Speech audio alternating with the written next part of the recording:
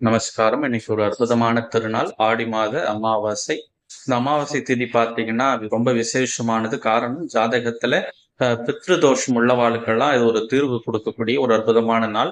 ஏன் இதை நம்ம சொல்றோம்னு பார்த்தீங்கன்னா, இதற்கு ஒரு ஐதீக கதைகள் உண்டு. குறிப்பா பார்த்தீங்கன்னா, மகாபாரதத்துல ஒரு மிக முக்கியமான ஒரு கேரக்டரா வரவர் கர்ணன். அந்த கர்ணன் என்ன செய்யறாங்கன்னா, எல்லா தான தர்மங்களும் செய்திருந்தாலும் அவர் அன்னதானம் செய்யல, பித்ருக்களுக்கு சரியான தர்ப்பண கடமைகளை செய்யாதனால அவரு தேவலோகத்துல அவருக்கு உணவு அளிக்காமல் தங்கங்களும் வைடூரியங்களும் நாணயங்களும் வழங்கப்படுது. அவர் ஏன் இதை இந்த மாதிரி என்ன துன்புறுத்துறீங்கன்னு கேட்கும் பொழுது அவங்க அதற்கான விளக்கத்தை கொடுக்குறாங்க. அதாவது எல்லா விதமான தான தர்மங்களும் செய்தீங்க, பட் ஆனா அன்னதானம் செய்யல, தந்தை தாய்களுக்கு அல்லது மூதாதையர்களுக்கு பித்ரு தர்ப்பணம் செய்யல, அதனால உங்களுக்கு இந்த தண்டனைன்னு சொல்லும் பொழுது எனக்கு யார் குல தோன்றல்னு எனக்கு தெரியல. நான் எந்த சமூகத்தை சேர்ந்தவன், எந்த வர்க்கத்தை சேர்ந்தவன், அல்லது என்னுடைய மூதாதையர் யாருன்னு எனக்கு தெரியல. நான் எப்படி சரியான தர்ப்பண முறையை கடைபிடிக்க முடியும்னு அவர் கேட்டதுனால அவருடைய கோரிக்கை நியாயமா இருந்ததுனால அவர் 15 நாட்கள் திரும்ப பூலோகத்துக்கு அனுப்பி இந்த கடமைகளை முடித்து திரும்ப அவர் சொர்க்கலோகத்தை அடைந்தார் என்பதுதான் இதனுடைய மித்தாலஜிக்கல் ரீசன். இன்னொரு விஷயம் சொல்லப்படும்.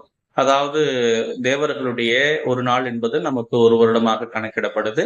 சோ அவர்களுடைய உத்தராயண காலம் முடிந்து தட்சிணாயன காலம், அதாவது இரவு பொழுது வரக்கூடிய நேரத்துல வருடத்திற்கு ஒரு முறை, அதாவது அவர்களுடைய கணக்குல நாட்கணக்குல ஒரு முறை நம்மளுடைய தர்ம தேவனாக இருக்கக்கூடிய யம தர்மன் என்ன செய்யறாருன்னா, எல்லா பித்ருக்களையும் தன்னுடைய சொந்த பந்தங்களை தன்னுடைய வாரிசுகளை அல்லது குல தோன்றல்களை பார்க்கறதுக்கு ஒரு வாய்ப்பு கொடுக்குறாரு. அதனால எல்லா ஆன்மாக்களும் கீழே வரும். அந்த நேரத்துல அவங்கள மகிழ்வுத்தான் நம்மளுடைய வாழ்வில் சுகமாகும். ஜாதகத்துல கூட பித்ரு தோஷம் இல்லாத ஒரு நிலை ஏற்படும் என்பதுதான் என்னுடைய ஐதீகம். ஏன் இன்னைக்கு அம்பாளுடைய வழிபாடு செய்யணும்னா, அபிராமி பட்டருடைய கதையிலே அதற்கான தாற்பயம் இருக்கும். அதாவது ஒரு அம்பாளுடைய அழகின் பால் ஈர்க்கப்பட்டு அவர் சர்வ அமாவாசைய சர்வ பௌர்ணமின்னு அறிவிக்கிறாங்க மன்னன்கிட்ட.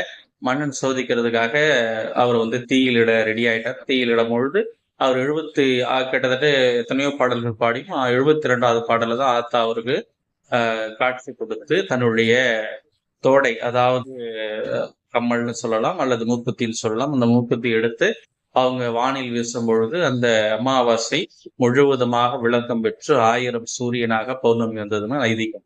அப்ப அதனுடைய காரணம் என்ன சொல்லுதுன்னு பாத்தீங்கன்னா, தாற்பயம் இருள் என்பது, அமாவாசை என்பது இருள். அதே மாதிரி பாத்தீங்கன்னா தீய சக்திகள் விளையாடக்கூடிய நாள், பிளாக் மேஜிக்கு ஏத்த நாள். அப்ப இதுல இருந்து உங்களை விடுவிக்கக்கூடிய ஒரே ஒரு வாய்ப்பு ஆத்தாட்டம் மட்டும்தான் இருக்குது. ஸோ ஆத்தாட்ட சரணடைங்கன்னு சொல்றதுதான் என்னுடைய ஐதீகம்.